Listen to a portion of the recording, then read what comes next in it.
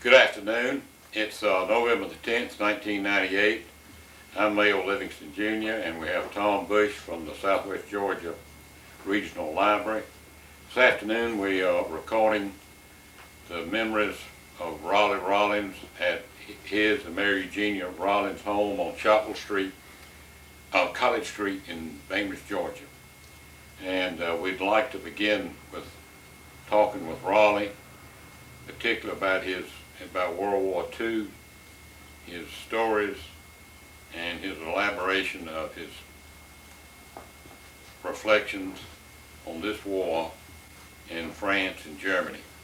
Raleigh, tell us to start with when you went in the Army and why you went in. And I volunteered in the Army, for the Army, or for the service. Didn't know which way I would go. And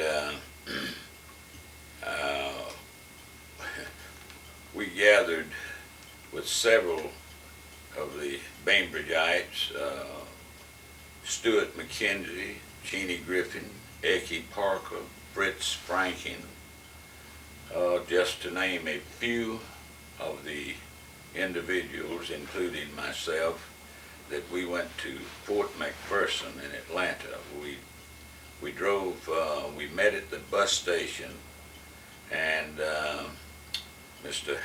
Bill Schultz was the bus station operator, and we sort of all hated to say goodbye to him. But in either event, we went on our journey to Atlanta to be examined, to see if we qualified, etc. And all of us seemed to have qualified in flying colors, with the exception of Mr. Fritz Franken. On the lighter side, Mr. Franken said he couldn't take a shower in the midst of any men.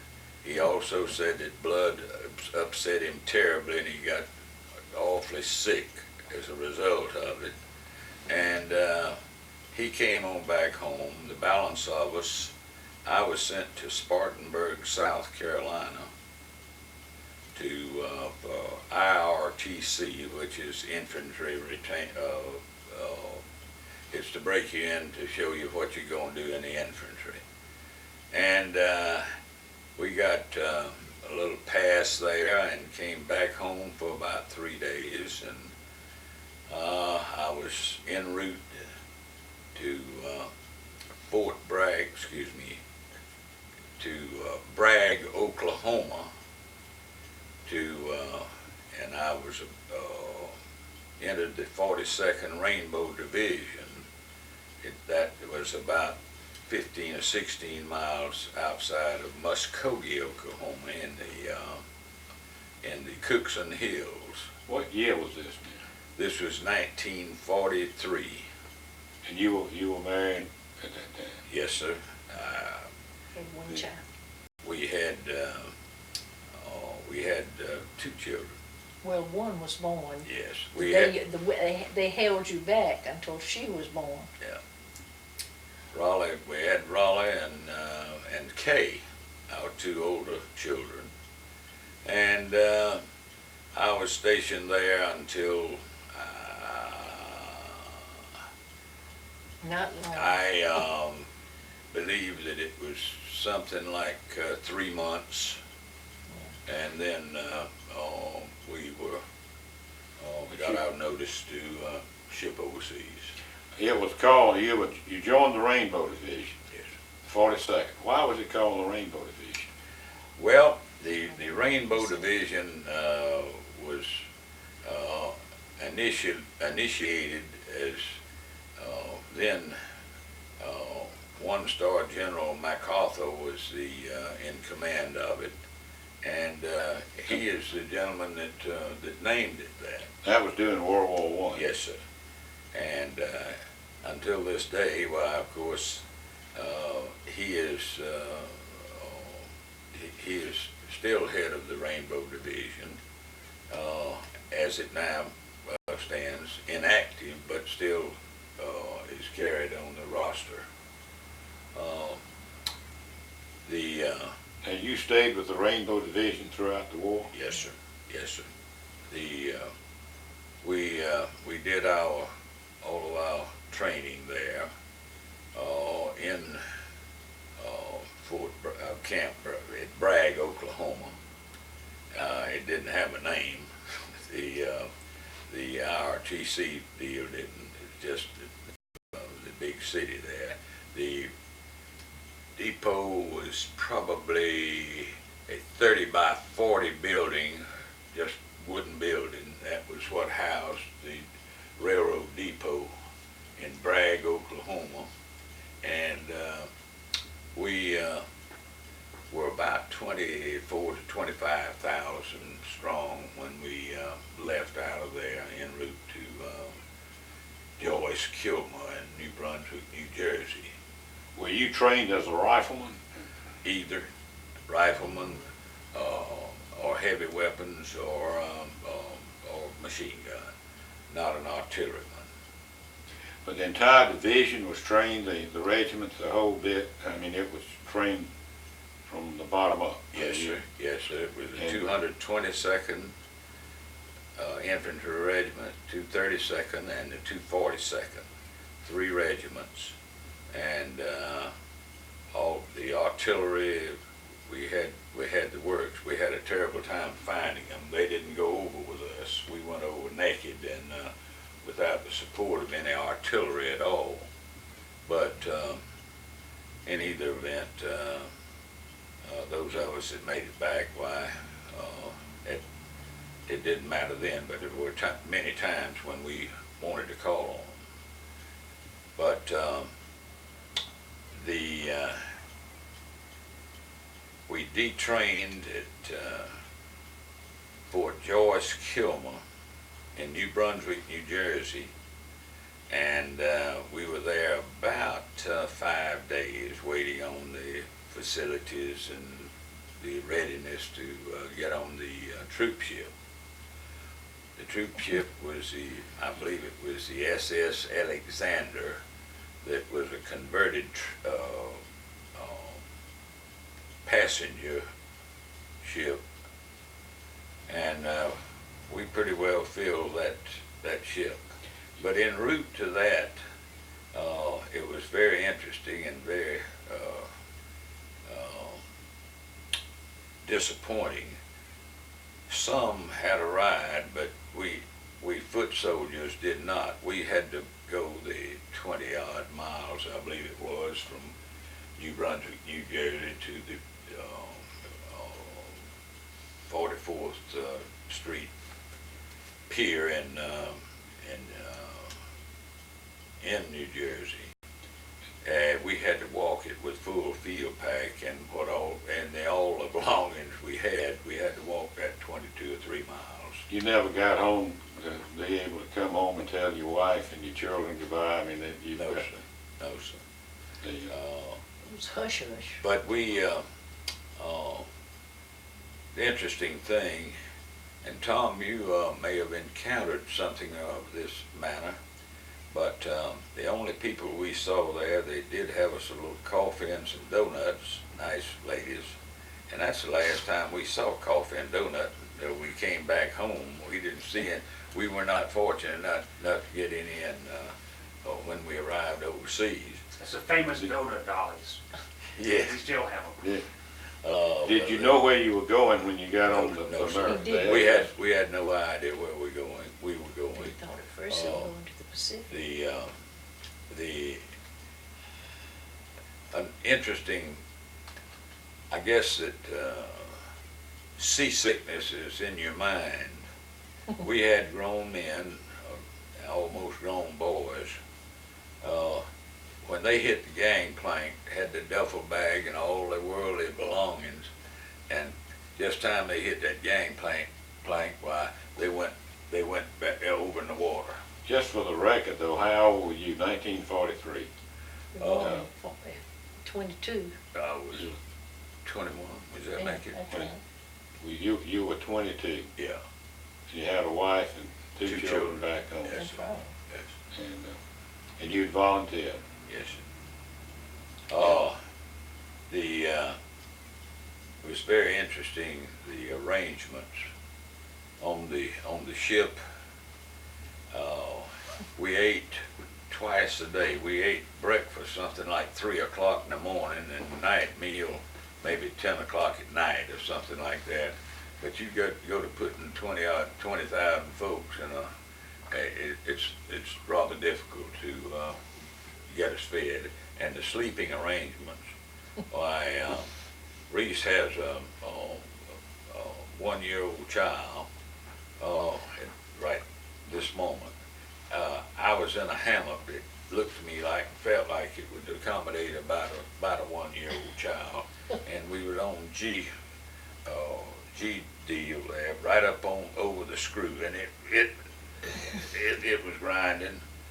And of course we didn't know where we were going.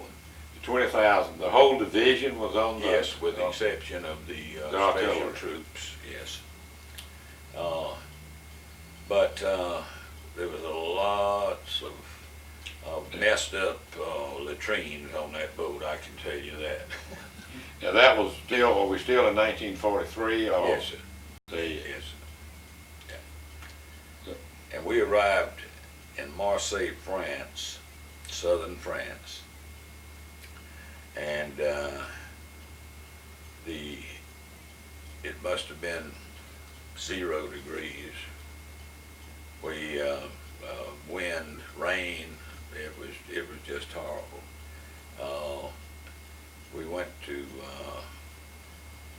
an assembly point. We walked to the assembly point, which was about another 9 or 10 miles, I guess, from out of the port of Marseille. And we couldn't get our tents. We had our, what they call those things, half, Shelter half? Shelter half, yeah. And we couldn't get them nailed down because of the wind and the rain. It was blowing them, so we did what sleeping we did right out there with our clothes on. But and while I'm on that subject, the first bath, and I'm getting ahead of myself a little bit, was 4.5 months later. Change of clothes and bath was 4.5 months later. We what? You remember it had to be in the winter. oh yeah. And The was it 43 now or 44? it was 40. 43. Or, I believe it's 43, but I'm not sure of that. I can't remember Yeah. that. Some of us were jeeped out, and some of us were jeeped to the closest track was in Dijon that was clear, and we grabbed 40 and 8s. tell us what a 40 and 8 is. That's supposed to be 40 people and 8 horses. And it's tight with 40 people. I didn't ride it with 8 horses, but it's tight with. That's a railroad Yes, show. sir. Yes, sir. Yes, sir. And we got to Lyon, and about to freeze to death. Couldn't move. Wasn't too many restrooms in that 40 and 8. Still had the same clothes on. And looked up there, this buddy of mine from the big city of Pinkert, Alabama. He and I were foxhole buddies. We looked out and saw a very small building, and it had a stovepipe running through the roof of the building. And this was a Frenchman that was handling, I guess, the track system there. I don't know what he was handling.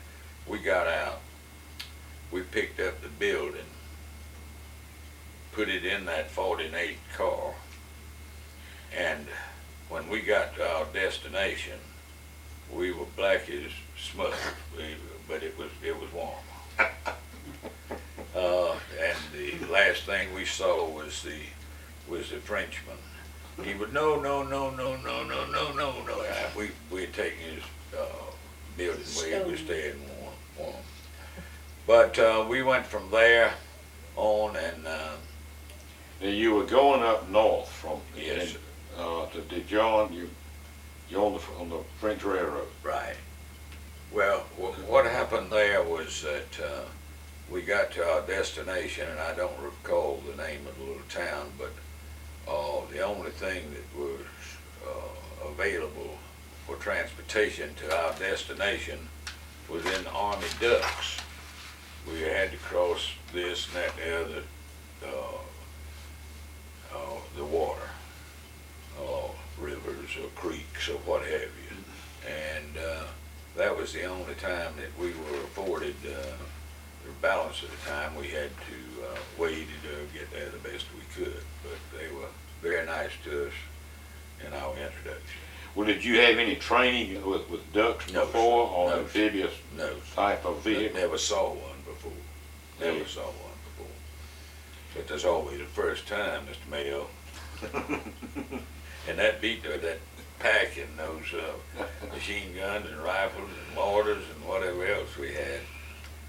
But one doesn't think that they can stand it, but these old bodies can stand more than we think. You want me to go ahead? Yeah, oh yes, please. Where are you now in France? You on the railroad? We carried back to our destination. Of course, we didn't know where we were. Our destination, we found out later, was Strasbourg. Let me ask you this, did you know what was going on in the war at that time? Were you getting any kind of mail from home? Not on a regular basis. The only information that we had with reference to it was Willie and Joe and the Stars and Stripes. That was all we God had. bless them. Did you get any mail from Well, we would go sometimes. from your mother or Yeah, your wife? we would get mail. It was very inconsistent. I would get mail maybe once in 6 weeks. It's according to where the mail could catch us or whether they could get to us or not. But yes, we did. We got mail from home. Mary Eugenia, did you get mail from Raleigh? But just like you said, I'd get 8 or 10 letters at one time. Some of them I could read, but his letters were checked by the security people, and every other word was cut out of them, which it made it look like a jigsaw puzzle. Yeah. And you No, know, that's what. Yeah, that's it. We don't even realize we had that. You probably had to. Oh yes, right. Well, But you didn't know what was going on except through the Stars and Stripes No, or what sir. was going on in Italy No, or D-Day or no, excuse me. Japan or anything. I mean, the Yeah. Pacific. You know, excuse me. Go ahead. You were going on to Strasbourg now. Yes, and we were situated in Strasbourg. Was our first on the Rhine River, and of course we had no idea what a city was. We didn't know whether it was a village or we didn't know what it was. Never heard of Strasbourg, France. And now to get the year right, this probably had to be in the winter of 44. 44, It I believe was. that is Winter correct. was. Yes, That's what it yes, was. yes, that is correct. You are correct. I'm sorry. And we were placed, we dug in on the river, and we were nearing, as a matter of fact, we were nearing Christmas of 44, right there in I remember Strasbourg. that. And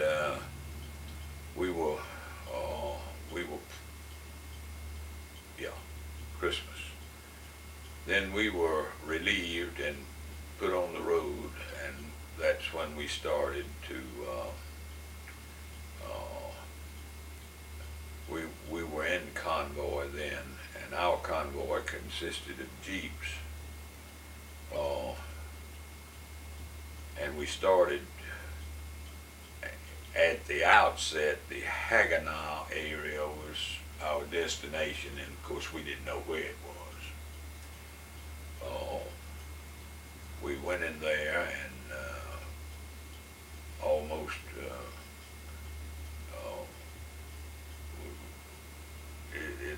it was fierce fighting, and of course the weather was 0 degrees. We couldn't dig foxholes. We'd take Bangalore torpedoes and blow them out. Tell us, a Bangalore torpedo is a long tube looking. Yes, but you put increments on it. You screw it together, you see. Okay, all right. Well, now, 1944, that was the Bulge. Yes. But you were not in the Bulge, you were south of the Bulge. Is We that were right? south of the Bulge, but we were going toward the Bulge. You were to relieve the people that were in the Bulge. Yes, yes. But did they tell you what you were doing? No, They just said, had no idea. they just told you, when you said heavy fighting, they told you to take a hill or a village. Yeah.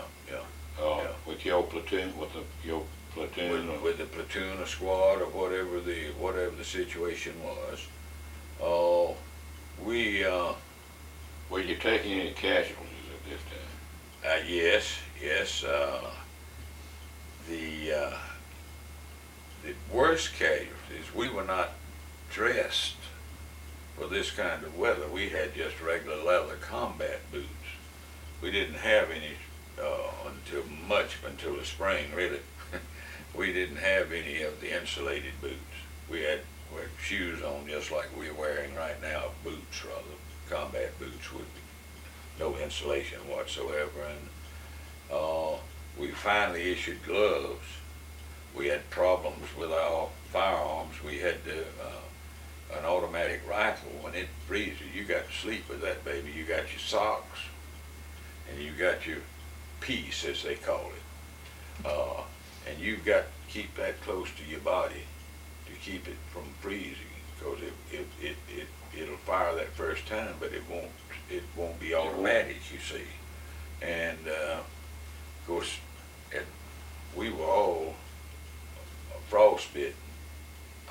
I've got my Feet of black. my Were you even today. then? Oh yeah. But you didn't lose any toes or No. anything like that? No. Well, let me ask you this, Mary Jean. You didn't have any idea where he was. Yeah, I did from the Can you pick her radio. up on I'd get more information from the radio, from But the you didn't- news, but but I they didn't didn't know give- whether it was him or not. Yeah, well, that's They right. spoke So of you it didn't. in a general sense. Did you know he was in the 42nd? Because they Oh, didn't. yeah, I knew. But they didn't, and when the news reports came back, I don't remember them They didn't mentioning. mention which. Well, we knew divisions the and so- Bulge. Yeah. But, And I didn't know, I would get 5 or 6 or 7, 8 letters from him at one time. But all during the Battle of the Bulge, it was 8 weeks that I did not hear a word. And they'd come on the news with all the American soldiers that were killed and so forth in the Battle of the Bulge, you know. And I thought, oh, there had been Owen Fields, and I could just see the telegraph company would come down to the house and tell them they had some news, and Miss Margaret and Mr. Owen got the word on telegram that they had lost their son. I mean, that's the way it was. It that was was so Owen casual. Fields Jr. Yeah. That was and he was killed right after D-Day. Uh-huh. And it was. Did you write Raleigh about? Oh, well, I don't know. did I? I don't think I did.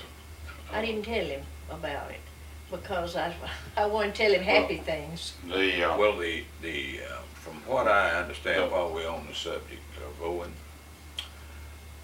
Owen was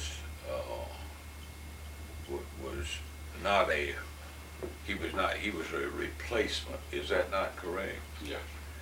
8th Division. And Yeah. I hate to make this statement, but it's factual. I doubt seriously if Owen knew one soul, or if one soul knew Owen. We didn't with our replacements Did you never got to know your replacements that was sent in? until afterwards. But if they'd been killed like Owen was, the dog tag was the only information that was there. in other words, something similar to, could have happened to some of the men in your, Yeah. in your squad. Sure. Yeah. And, Or platoon or company. but you didn't really get, See, one, but yeah, but the guy, you told me, you mentioned earlier, this guy that was your foxhole buddy. yeah, And did he survive the war with yes, yes, sir, yes, you? All right, and you've kept up with him? every month. Good. Yeah, And he's still living. love him to death. There you He's go. one of the nicest people I've ever known. Oh, we, But a lot of the guys that were with you all in training in Oklahoma, some of them obviously you lost. oh, yeah. Oh, Yeah, yeah. yeah. And, Well, and the replacements would come in and you wouldn't necessarily know the replacements. the only person, Colonel, I don't know how it worked in your outfit, but the only person that would know a replacement would be the first sergeant and the company commander. And possibly the adjutant. I never did get that far, friend. But it's doubt, they knew his name, Fields or Jones or Smith or whatever. But see, he had not been assigned a foxhole buddy or this, that, or the other. Chances are that that was the case. And if you didn't have it when you got there, there was very little schooling that went on except common sense. Raleigh, while we're on this subject, and so much of this is so important because I've tried to read, I feel sure probably you've read Citizen Soldier, but that we keep talking about the veterans learning skills of survival. Do you feel like you learned a particular skills of survival? You were obviously, by the winter of '44, you had been there several months. Oh yeah, yeah. And you got- obviously you it takes, I mean, and especially someone from our climatic surroundings. You know, we didn't know what snow was. We'd never been in snow, and it was a case of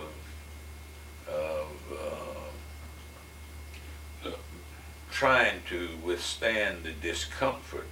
You see, in a foxhole, whether it was raining or whether it wasn't raining, with that snow falling in there and getting a foot and a half, 2 feet deep, you trampling on it, why, it's going to turn to water, and it's frozen. and it frees your feet, Sure, and sure. you got trouble. Yeah. Now we'll need to go back in a minute, but now the rifle that was you mentioned the BAR? Did you Yeah. carry a BAR? BAR, Oh, so that's a Browning automatic rifle. yes, yes. Now, Now, did you carry a M1? no, a pistol, All right, okay, the pistol that you're gonna show us yes, yes. later. And I was later relieved of the BAR not soon enough, but and we were put in command of our squad, and we got some replacements, and you've got to have been a BAR. When you handle, when you using a BAR, you put out on the point to be shot. That's what it amounts It was like that in the Marine Corps. It was, to. Yes, sir. You. you were glad to let somebody else have it. I was indeed. But you know, I didn't ask for it. But You did. what we had. When the event, at this point now, did you take over you said squad, were you the squad leader? No, me and my buddy were both in the same squad, Oh, and I he see. would do one thing and I'd do the Okay. other, my Alabama buddy. There, okay. But the survival situation was so. Now, on up into the spring, we'll get there after a while. But that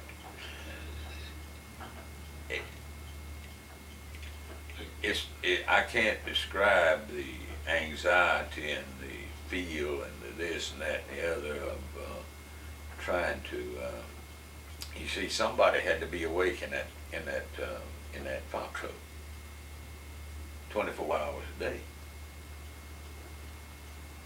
if you hung in there, somebody, and you there with those feet in the water and the snow, with those boots. So it's very, it wasn't too much comfort. Wasn't too much comfort.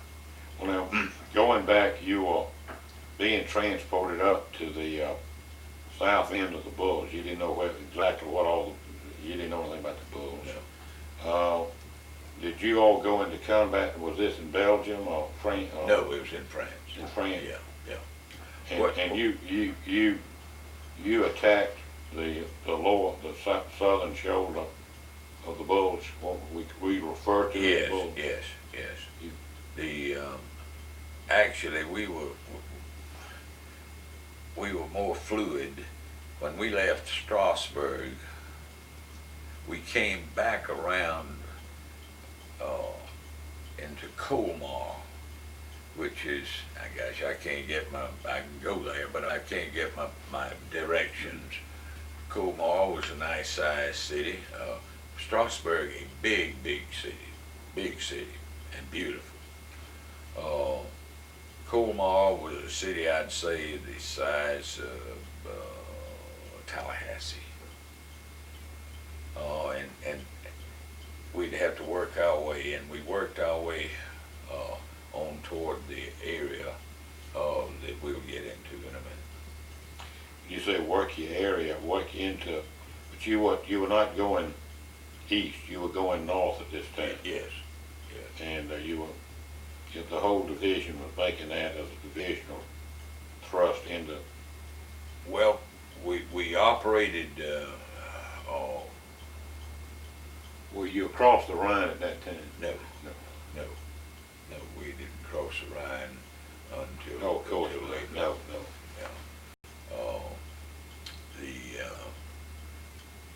The funny thing, and Tom, I don't know whether you encountered this or not, but they call they call what we would call a stream or a creek, they call that a river also. That is not the size of the Danube or the Rhine or this, that, or the other. But I'm not a historian enough of prior wars, but I don't know whether the rivers were used as much prior to as they did during World War II.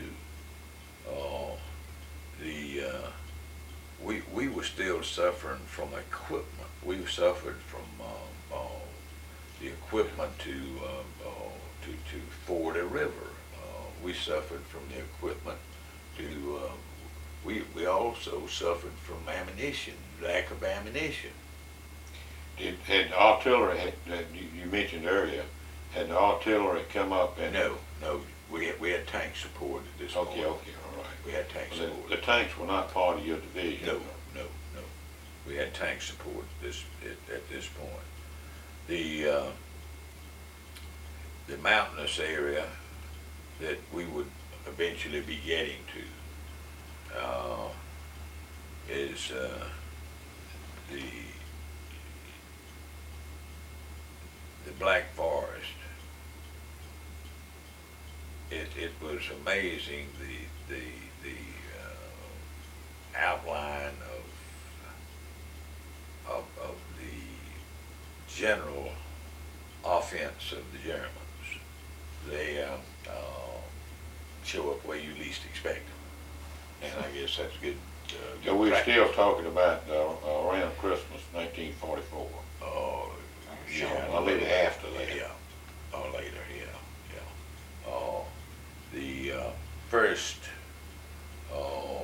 and we were going toward the mountains too. You see,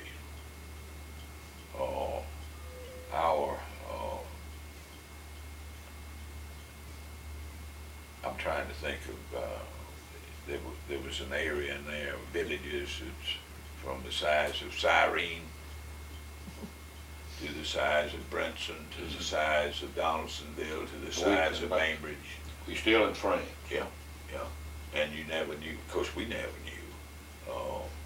We had those of us that had to pull patrol. was the object in it is to see, well, what's in there, what it, and we'd come back and report. That's how you got a silver, Yeah. a bronze star. The Well, tell us how you got the bronze star. One of them, he's got two, and the a silver star. it was just somebody just thought a lot of me, so we leave it at that. I didn't do anything anybody else would do. I guess the worst during the heat of the winter and the Battle of the Bulge was the hardest on any of the foot soldiers, either of the foot soldiers, regardless of where they were or what they did.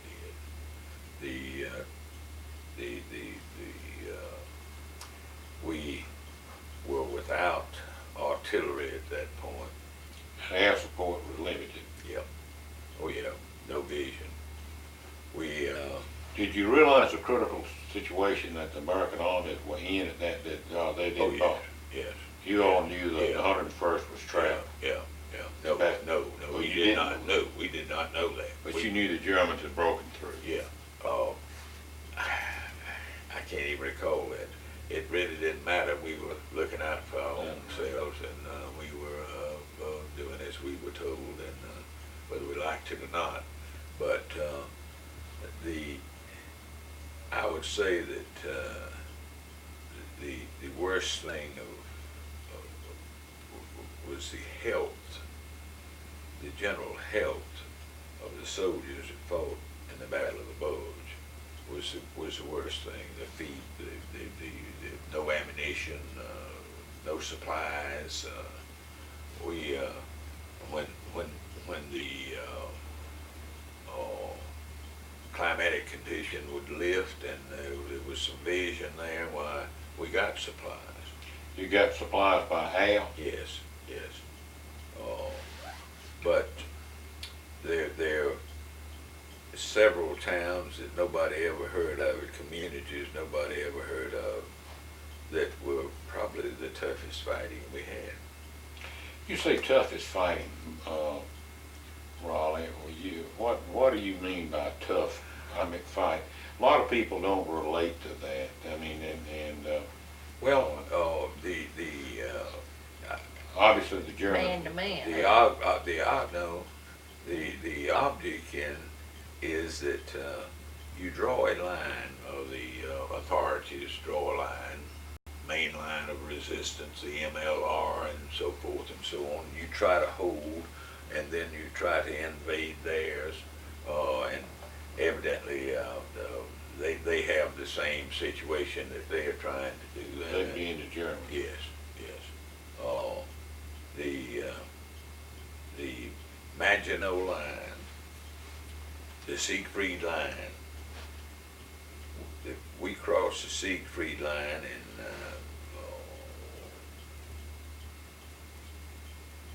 a little community of Schonau that was no larger. That was no larger than Cyrene. But it was heavily, it was tough. The Germans were there. Yes. And they didn't want to give it up. And let me tell you something, they were good soldiers too. They were good soldiers, very good.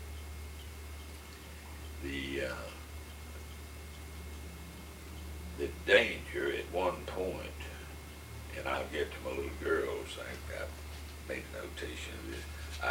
I'll get to my little girls. We got to a little community called Newburgh. And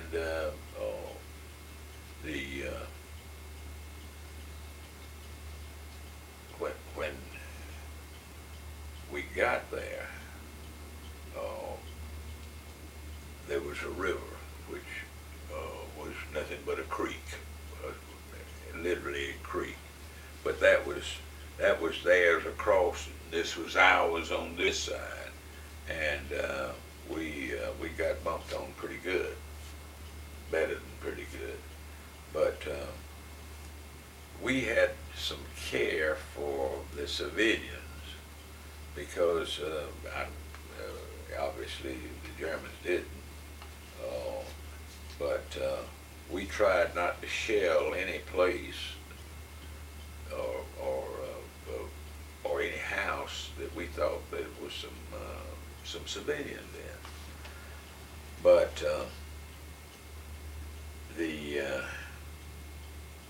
and I'm trying to think of the name of the little river.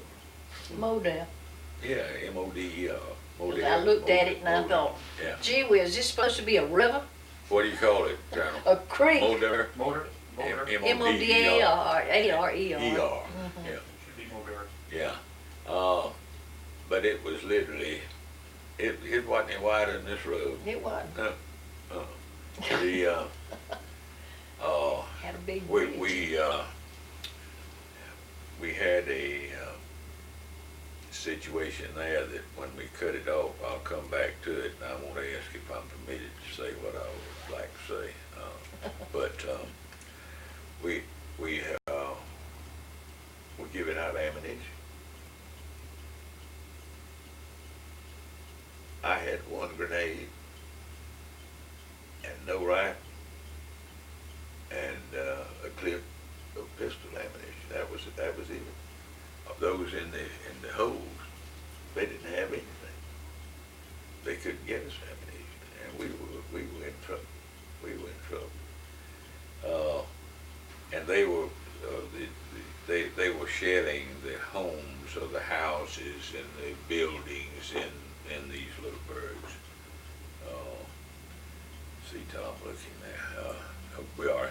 Yeah. Okay. And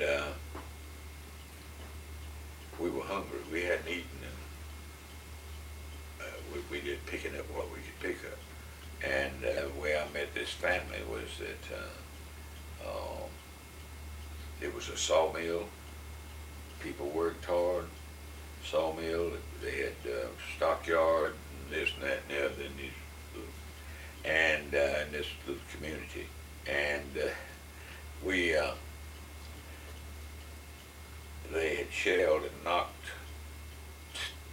3 of the 4 houses in this little commune down. And we thought that we had tried to clear it. And that's when I heard this child, and I told my buddy, I said, just cover me if you can, and I'm gonna see what that is. I didn't know what it was. Anyhow, I went down there, and that was a little 10-year-old girl, and she was hung with their artillery had come in, and she was hung in there with some lumber falling around her, but she wasn't all that hurt. And I didn't figure I'd ever see her again, but I pulled her out and carried her back. The only place I had to put her was in that cold foxhole. We tried to do a little wrapping up and such, but it's a small world, Whatever happened to the little girl? You got to tell us that story. Oh, gosh. They think that Just he's very, Jesus. very quickly. It's got to be, because I think They people think would, that he's wonderful because I he think- saved their lives. Well, They wasn't but you one have that- kept up with them. That's oh what I'm yeah, telling you. oh yeah. We hear from we'll hear from 6-8 times a year. And when you went back over there, you found and she Mama met them, and the 10-year-old girl had Well, she 2 was children. 50 by this time. Yeah. That's right. That's right. That's exactly what we And See, she had, She had a family and she probably had, grandchildren. that's right. And grandchildren, and Well, you didn't tell them, though. There was this redhead sister of the woman's, and she was hid up in the loft. And the Germans, she wouldn't come down, and the Germans caught her. And he asked them about her when we got up there, and they said, oh, they killed her. She wouldn't no, pay that any was later. That was later. She was the one that I threw her on we finally got on the Jeep. I Yeah. threw her on the truck, the wagon, and the trailer, I'll get it in a minute, on the trailer of a Jeep. And my Jeep driver, assistant or whatever he was, he held her on and carried her back. And they killed her on later. Yeah. But Later. anyhow, these little old girls, they got a nice family, and they doing fine. That's And great. we Yeah. we hear from them. We carried them caps and shirts and jeans and so I forth. told them about your money that you had acquired and gave the old man the money to buy the waterworks there in Louisville. Wasn't it Louisville? Yeah, that was Marcel Roll. Yeah. We'll get to that. Well now, we've gotten through the Bulge. As far as you know, the Bulge has gotten straightened and you started heading. Well, literally not. We cleared that area, and then we went to the area that Mary Jeannie was telling you about in Louisville. with in Ironville, which is covers the World War I situation in Luneville. The 42nd Division was in Luneville in World War both I. wars. Yes, yes. And we there were three of us that took we hid in this couple's home, and they hid us, and we strayed off a little bit from the righteous. We went to the seat of the scornful, I guess, somewhere, and they hid us, and it was Marcel and Madeline Rohr, R-O-H-R, were their names, and that sweet little old gal, she was probably 30, maybe 28, 29 years old then. She cooked us pancakes and had some sweet stuff to go on it. We were thinking that the good Lord sent her down from somewhere. And anyhow, that worked out very nicely. You haven't gotten them to Dachau yet. Good, no. Well now, what did she do that for? How many was in your group? It was just you and your buddy, or Three of them. there were three of them? Yeah. But their house had been shelled, and their fence, they had little, looked like a stucco type fence that This was been that. knocked down. But they had, we've kept up with them ever since, and they had two kids, same age of Raleigh and Kay. And they, Tom, let me ask you something. Was it still sort of governmental support over there when you were there Germany, in France? in France, I just vacationed in France. Okay. I spent 6 years in Germany. Yeah. But I know that France has a much bigger social system than we do on supporting the population. Yeah, well, I assume this because they bought a little, what, a chalet Yeah. in the, just outside of Luneville, and they lived on a little scratch farm in the, a little farther out when I was over there, but we found them and they were very proud of it. They have new Now facilities. that's when you went back after the war. Yeah, Okay. that was, Kay and Grady went over with Mother and I after the war, but we were not through then. We went on and to an area and finally got across the Siegfried line in a little community called Schonau, S-C-H-O-N-A-U, and it was popping there. It was Well, the right Germans up to- still, in other words, the Germans were still defending the Siegfried Oh, line. yes, yes. And artillery couldn't take them out. Oh, You had to Yes, just, we had to go in for the, this was in a beautiful area of France, cities, Castles. towns, like Niederbronn, Helene, and, well, when you crossed the Siegfried line, your next obstacle would have been the Rhine River. we were going to Worms. Worms was our objective, and that particular deal there, we were not getting a lot of opposition, but some, and we had to be very careful, and we were. And it was Easter Sunday morning, well, with 1945. Yeah, 1945. It was Easter Sunday morning. We had spent, I can't think of the name of the community, but we went, our object was to cross the river and go on to Worms.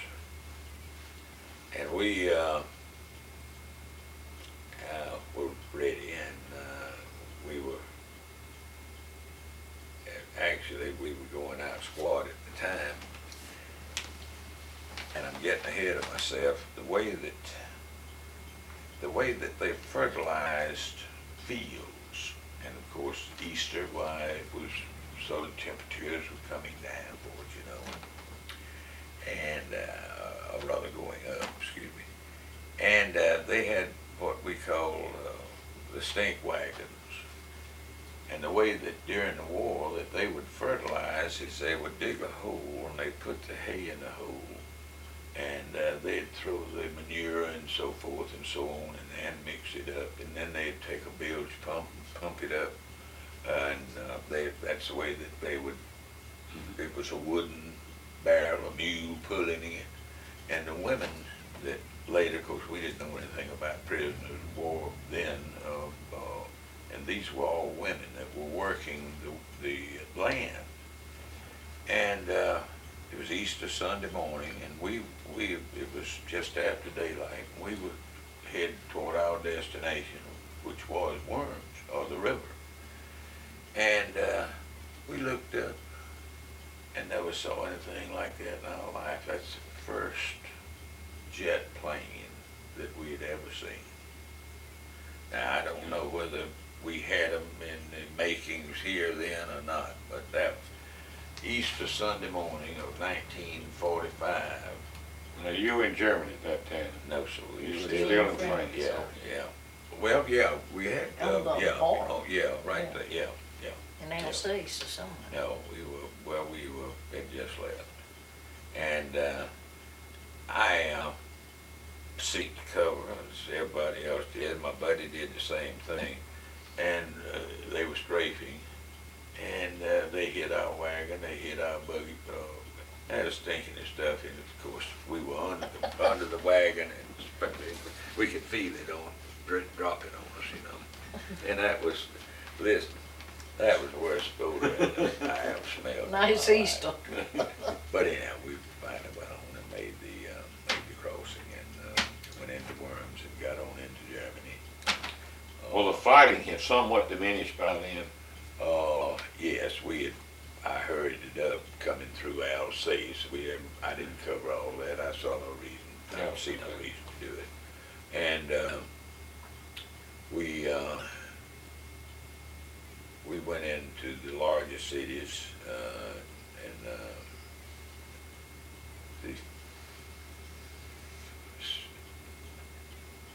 Tom, how far is Swineford from Worms? It's not far, can't be more than 60, 70 kilometers, is it more than that? I was stationed in southern Germany, 6 years there, so it was Zweibrücken and Stuttgart. I was trying to get in my mind my route, but He's got to go, I imagine. I'm trying to think of it. But anyhow, I want to get in April in Swineford. We took Swineford the day that Roosevelt died. That was April the 10th, I believe, something like that.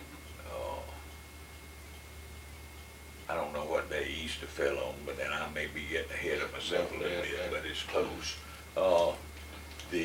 That was at the ball bearing factory, yes, and I think that statistics will show that it probably was the most bombed city in Germany.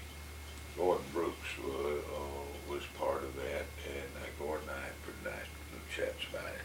But now there was some let-down folks that we could talk to anybody if we wanted in the foxhole with us, but and when we finally did get together, we were low.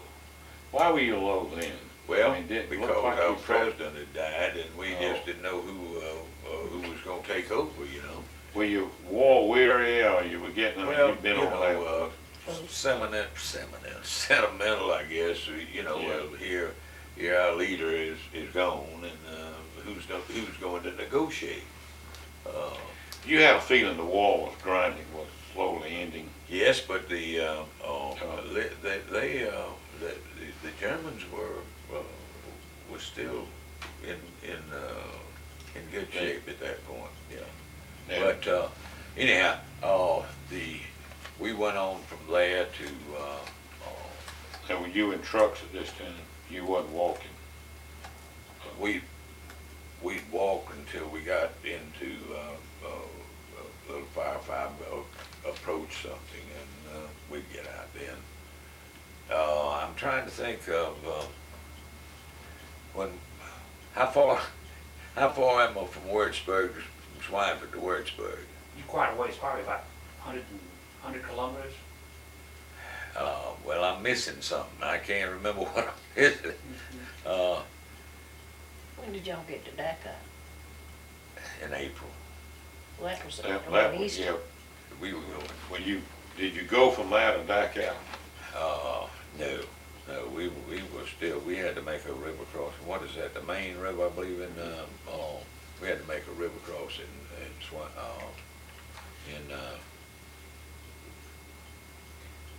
And that is a river. yes, sir. Mhm. That's a good sized river. We also, I might add, I believe I mentioned to you a while ago in doing this, and let me tell you, when we had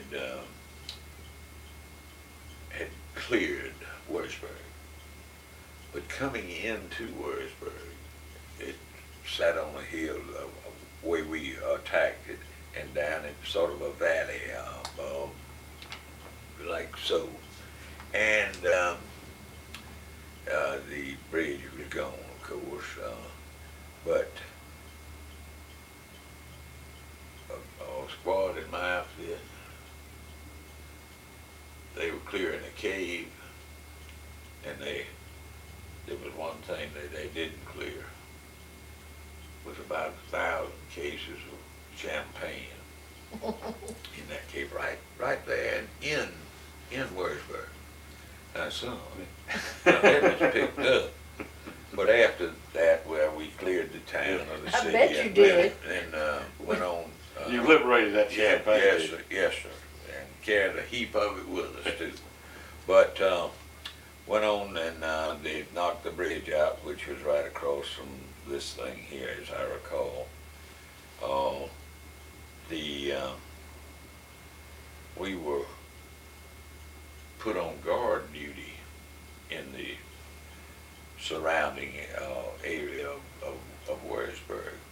What size city is Wurtzburg? It's 150,000? at least, Yeah, at least. good sized town. And my squad, we drew a building that looked like it was nothing. And we got to messing around and then looking around, and it was a map factory. And we looked and we saw alphabetical things here. My buddy was from Alabama, and we just done through Alabama and ran again up in Houston or Houston, whichever they call county over here, or Dale County. There were maps there with the elevation, everything. And I had to go to the G's. I went to Decatur County. There was the prettiest, nicest, finest map in there you ever saw of Decatur County. They had everything in the United States covered. So far as the elevation of this, that, or the other was concerned. And, you know, I thought, well, these smart so-and-sos, you know. But we left there and went on to, I'm missing some areas, but we went on, what would that be, toward Munich? I don't have a map. From where you are, Yeah, I'm lost. don't you have a map right in there? Mhm. Yeah. wait, I get it, you go ahead. There. You are. You are. This, we're leaving where? Whitesburg. All right, Leave. we're leaving Warrensburg and headed toward Firth, Right. Where, Nuremberg. where we had to cross an open airport there and had a lot of snipers, and that was super duper Nazi land that we were entering into there. We got to the river, and we had to back up and start clearing houses, and we had some casualties coming with snipers coming off of the big buildings there and entering Nuremberg. That was the height of the Nazi regime, that and on into Munich.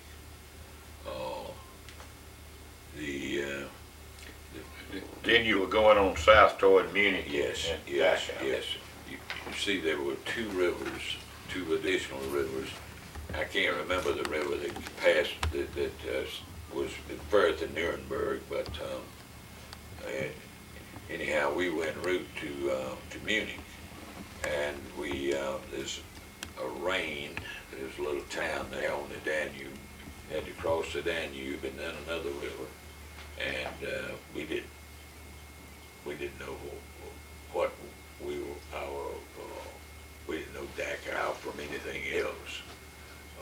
We didn't have that. We didn't know about We the didn't have the concentration camps. information at all. You had no idea about No, Dachau sir. or where you went. When we got there, why, we were just appalled.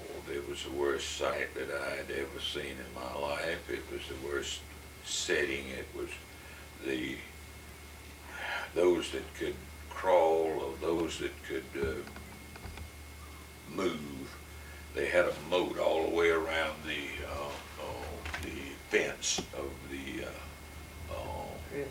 the containing the Dachau premises, and those that ran up and touched the wire, they were electrocuted right then and there. They saw us coming, and they You knew. saw the Americans coming with the flag. They knew that. Yeah. And the Germans didn't cut the Oh, no, electricity. no, and they knew, and the inmates knew that. They were just so elated. And when we got there, it was just a sight to behold. We took care of the guards. Tell them about the bicycles. In other words, you didn't hesitate at all to eliminate the No, guards. sir, not one bit in the world. No, sir. Yeah. No, sir. And we finally took the area, and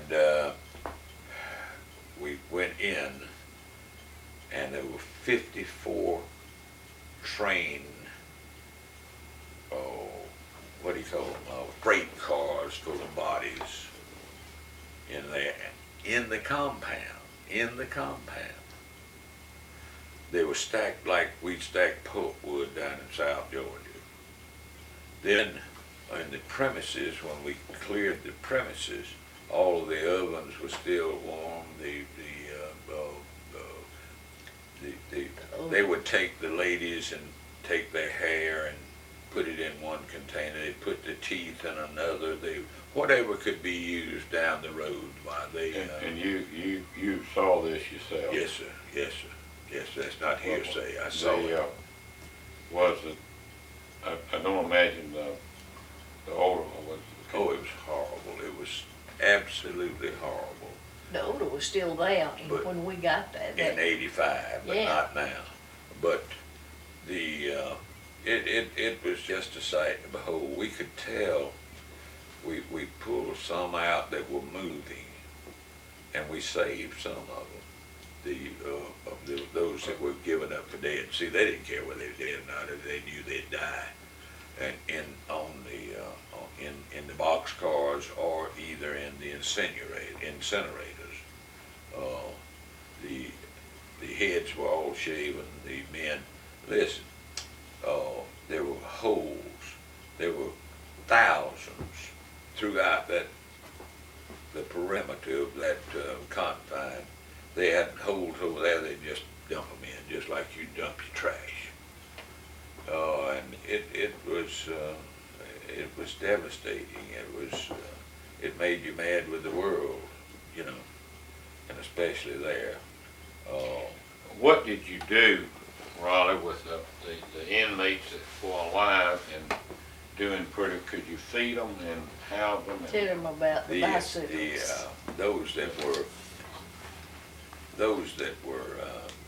somewhat that were able to maneuver a little bit,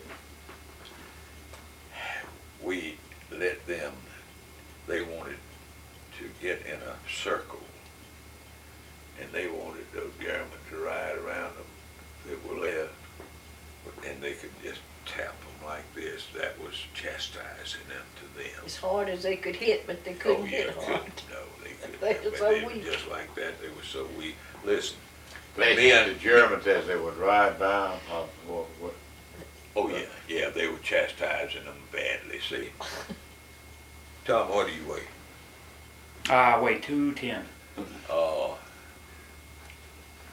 Gentlemen that would be Tom's height and his weight, 50 pounds, 40 pounds, something like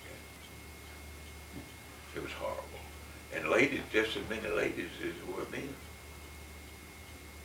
Well, did the Red Cross or some support people come in to, you all didn't have to continue, how long did you stay at Dachau? Oh, probably 6 hours. We had to go. See, They just wasn't had to over. kill all the German soldiers. We had to go.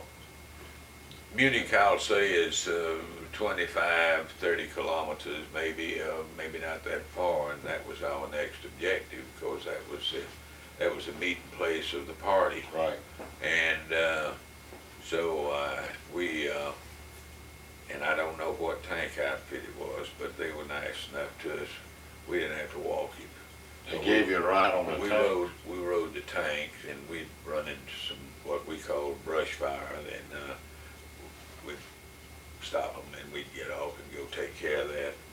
And I had my glasses on, and as we neared Munich, big city, I think then Munich was a city of 1 million people plus back then in the 40s, huge city. And I looked there, and I thought I saw something looked like a GI, but couldn't tell. So we got a little closer and got off, and it was a holding pen. They were not, it wasn't another Dachau, it was a holding pen. And we knocked the fence down, and those mighty happy boys. They were prisoners of war from the American prisoners Yeah, of war. yeah. They, There were Aussies in there. There were Brits. There were Americans. And while I'm on the subject, let me tell you both something that I was impressed with. I was very impressed. We had some Brits with flamethrowers attached to us. Now you talking about soldiers. Now Mister knew what to do with a flamethrower. They could make them walk and talk. And those Aussies, they wasn't slack on anything. No sir, no sir. We got along fine. We got along fine. But at that, when we finished, we had to clear Munich. And to clear a town the size of Munich is a pretty good task. and your division was assigned the task of clearing Munich? Yes, Just yes, did. yes. They, And we,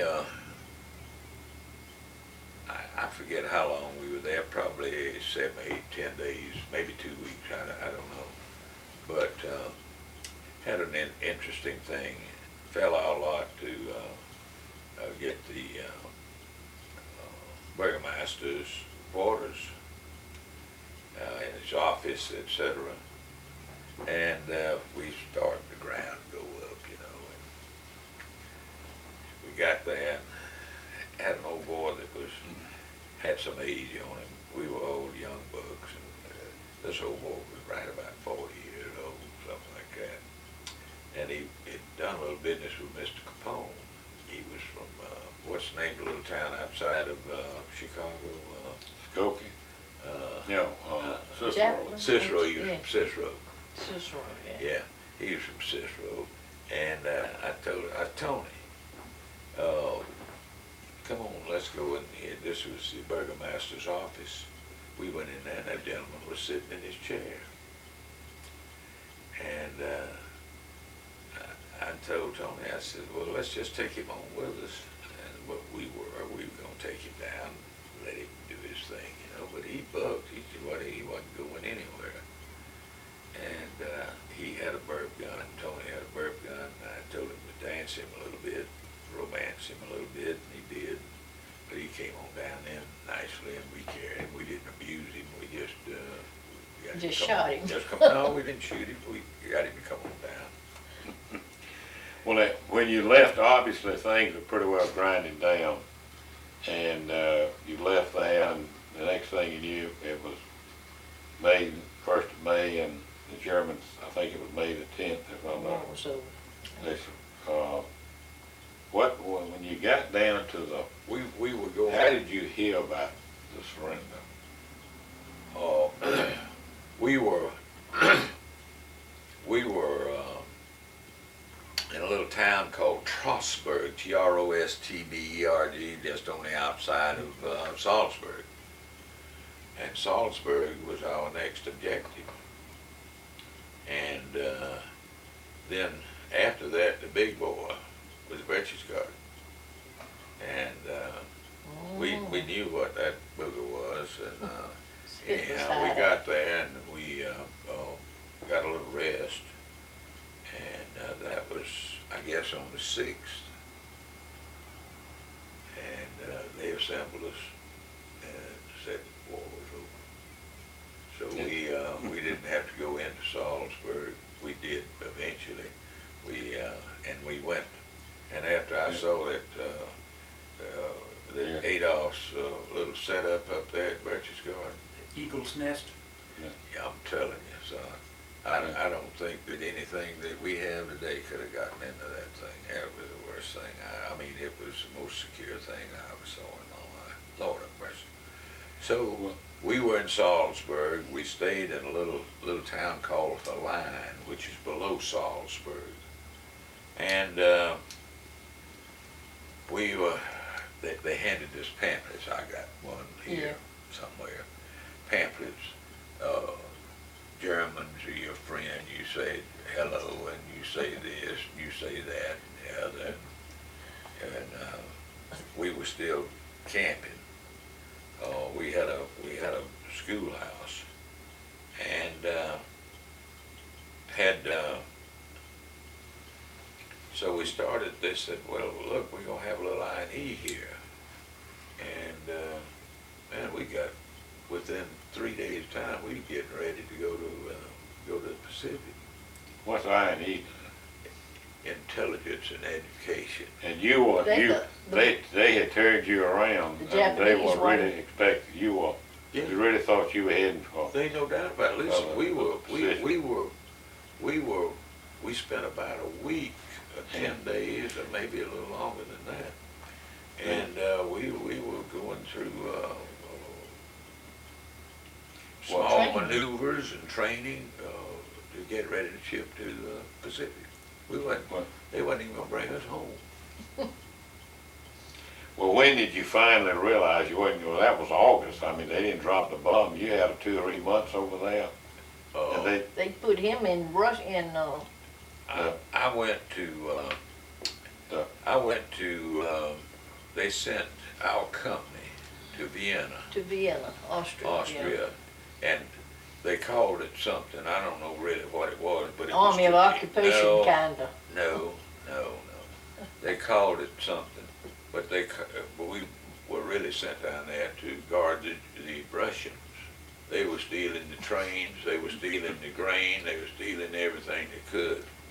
And we went on down there, We stayed down there. As a matter of fact, I was stationed in Vienna until I got my papers to come home.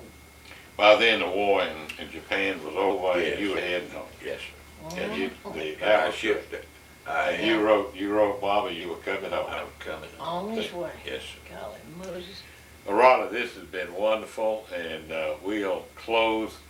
We probably one day need to catalog all these pictures you've got, but for the right now, we will close. Tom, we need to move on.